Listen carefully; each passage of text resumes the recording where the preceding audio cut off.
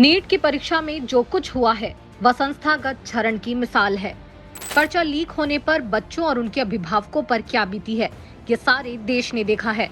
उन्हीं बच्चों को रविवार को जब दोबारा नीट की परीक्षा देनी पड़ी, तब भी उनकी मुश्किलें कम नहीं हुई थी।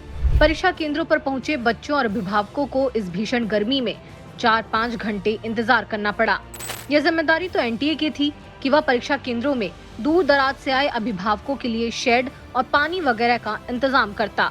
एनटीए के कारनामे देख चुके देश को पता है कि उसके लिए यह बात मायने ही नहीं रखती। लेकिन यह देश असाधारण लोगों से भरा पड़ा है।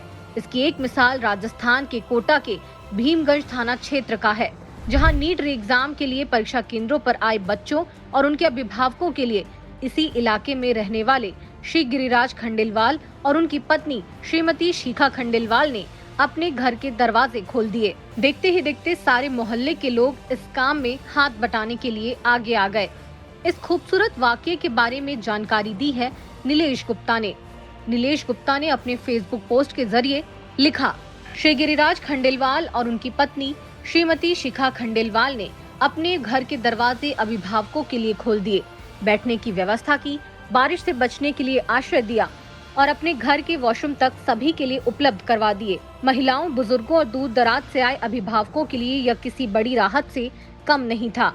लेकिन इस कहानी के असली नायक केवल गिरिराज और शिखा जी नहीं है। धीरे धीरे पूरा मोहल्ला इस सेवा कार्य में शामिल हो गया। किसी ने चाय की व्यवस्था की, किसी ने कचौरी मंगवाई, किसी ने लस्सी का इंतजाम किया।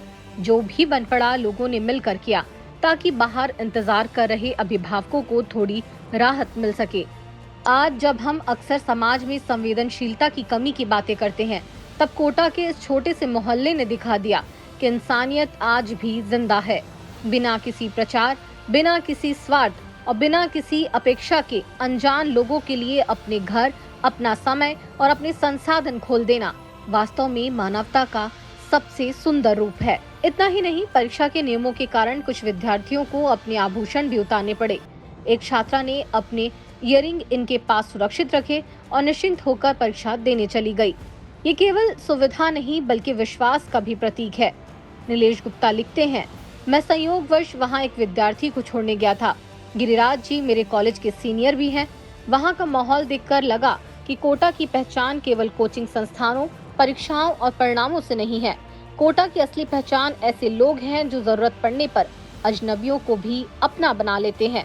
गिरिराज जी, शिखा जी और इस सेवा कार्य में जुड़े पूरे मोहल्ले को दिल से सलाम। ऐसे ही लोगों की वजह से समाज में भरोसा और इंसानियत कायम है।